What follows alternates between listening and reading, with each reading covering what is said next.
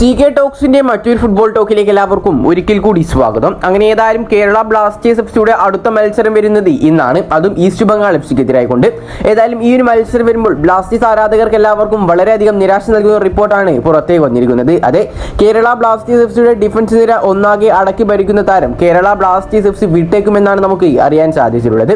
അപ്പോൾ ഏതായാലും വിശദമായ വീഡിയോയിലോട്ട് കടക്കുന്നതിന് മുമ്പായിട്ട് നിങ്ങൾ ഇതുവരെ ഈ ചാനൽ സബ്സ്ക്രൈബ് ചെയ്തിട്ടില്ല എങ്കിൽ ഇതുപോലുള്ള കൂടുതൽ ബ്ലാസ്റ്റേഴ്സ് ISL അപ്ഡേറ്റുകൾ ലഭിക്കുവാൻ വേണ്ടി ഇപ്പോൾ തന്നെ ഈ ചാനൽ ഒന്ന് സബ്സ്ക്രൈബ് ചെയ്യാനും വീഡിയോ ഒന്ന് ലൈക്ക് ചെയ്യാൻ കൂടി ശ്രമിക്കുക. നമുക്കറിയാം, ഇന്നാണ് കേരള ബ്ലാസ്റ്റേഴ്സ് എഫ്സിയുടെ അടുത്ത മത്സരം വരുന്നത്, അതും ഈസ്റ്റ് ബംഗാൾ എഫ്സിക്കെതിരായിക്കൊണ്ട് ഒരു എവേ മത്സരമാണ് ബ്ലാസ്റ്റേഴ്സിനെ സംബന്ധിച്ചിടത്തോളം. ഇത് ഏതായാലും ആദ്യം തന്നെ നമ്മൾ നോക്കാൻ പോകുന്നത് ഈ ഒരു മത്സരത്തിൽ കേരള ബ്ലാസ്റ്റേഴ്സ് എഫ്സി ഇറങ്ങാൻ സാധ്യതയുള്ള ഒരു പോസിബിൾ ലൈനപ്പാണ്.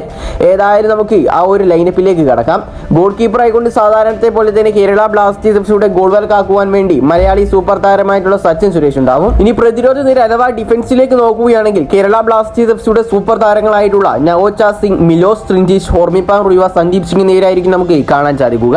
കഴിഞ്ഞ മത്സരത്തിൽ ഐബൺ ഡോഗ്നിങ്ങിന് റെഡ് കാർഡ് കിട്ടിയതിനെ തുടർന്നുകൊണ്ട് അദ്ദേഹത്തിന് ഈ ഒരു മത്സരം കളിക്കാൻ സാധിക്കുകയില്ല. അതുകൊണ്ട് ആ ഒരു സ്ഥാനത്ത് നവോച്ച സിംഗ് ആയിരിക്കും ഇന്ന് പന്ത് തട്ടുക.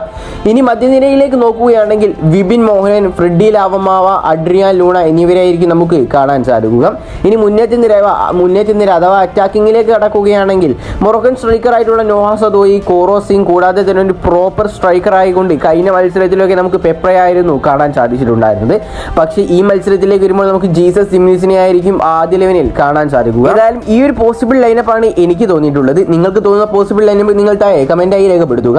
ഇനി അടുത്തൊരു വാർത്ത എന്നുള്ളത് മിലോസ് ട്രിഞ്ചിഷ് എന്ന സൂപ്പർ താരത്തെ കുറിച്ചാണ്. നമുക്കറിയാം, ഈ ഒരു സീസണിലാണെങ്കിലും കഴിഞ്ഞൊരു സീസണിലാണെങ്കിലും കേരള ബ്ലാസ്റ്റേഴ്സ് എഫ്സിയുടെ പ്രതിരോധ നിര ആകെ മൊത്തം അടക്കി ഭരിച്ചൊരു താരം എന്നുള്ളത് മോണ്ടിനിഗ്രൻ ഈ ഒരു ഡിഫൻഡർ തന്നെയായിട്ടുള്ള മിലോസ് ട്രിഞ്ചിഷ് തന്നെയാണ്.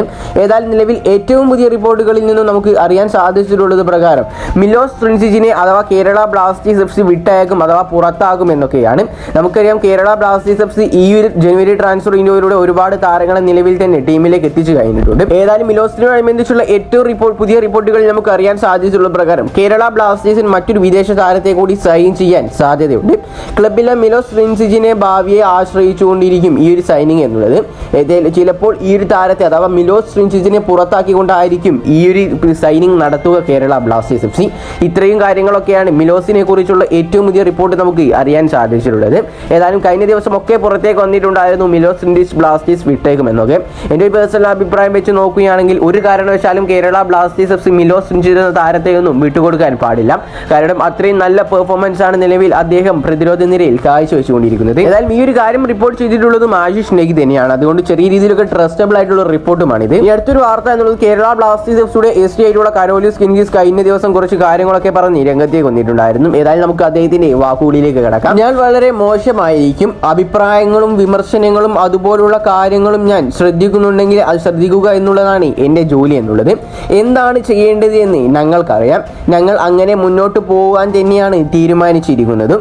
ഞങ്ങൾ വെൽ പ്ലാൻഡ് ആയിട്ടാണ് ഈ ഒരു ടീമിനെ മുന്നോട്ട് നയിക്കുന്നതും. ഈ കാര്യങ്ങളൊക്കെയാണ് കേരള ബ്ലാസ്റ്റേഴ്സ് എഫ്സിയുടെ നിലവിലെ ഗതിയെക്കുറിച്ച് കേരള ബ്ലാസ്റ്റേഴ്സ് എഫ്സിയുടെ സ്പോർട്ടിംഗ് ഡയറക്ടർ ആയിട്ടുള്ള കരോലിസ് കിൻഗിസ് കഴിഞ്ഞ ദിവസം പറഞ്ഞിട്ടുള്ളത്. ഏതായാലും ഇതിനെല്ലാം കുറിച്ചുള്ള നിങ്ങളുടെ അഭിപ്രായങ്ങൾ നിങ്ങൾ തീർച്ചയായിട്ടും താഴെ കമന്റായി രേഖപ്പെടുത്തുക. കൂടാതെ തന്നെ ഇന്നത്തെ മത്സരത്തിൽ ബ്ലാസ്റ്റേഴ്സിന്റെ സ്കോറും ഒന്ന് നിങ്ങൾക്ക് പ്രെഡിക്റ്റ് ചെയ്യാൻ സാധിക്കുകയാണെങ്കിൽ തീർച്ചയായിട്ടും കമന്റായി രേഖപ്പെടുത്താൻ ശ്രമിക്കുക. അപ്പോൾ ഈ ഒരു വീഡിയോ ഇവിടെ വെച്ച് അവസാനിപ്പിക്കുകയാണ്. കൂടുതൽ ISLനെ കുറിച്ചും കേരള ബ്ലാസ്റ്റേഴ്സ് എഫ്സി കുറിച്ചുമുള്ള അപ്ഡേറ്റുകൾ ലഭിക്കുവാൻ വേണ്ടി ഇപ്പോൾ തന്നെ ഈ ചാനൽ ഒന്ന് സബ്സ്ക്രൈബ് ചെയ്യാനും വീഡിയോ ഒന്ന് ലൈക്ക് ചെയ്യാൻ കൂടി എല്ലാവരും ശ്രമിക്കുക. അപ്പോൾ മറ്റൊരു ബ്ലാസ്റ്റേഴ്സ് ISL അപ്ഡേറ്റുമായി ഞാൻ വീണ്ടും വരുന്നവരേക്കും എല്ലാവർക്കും ഗുഡ് ബൈ.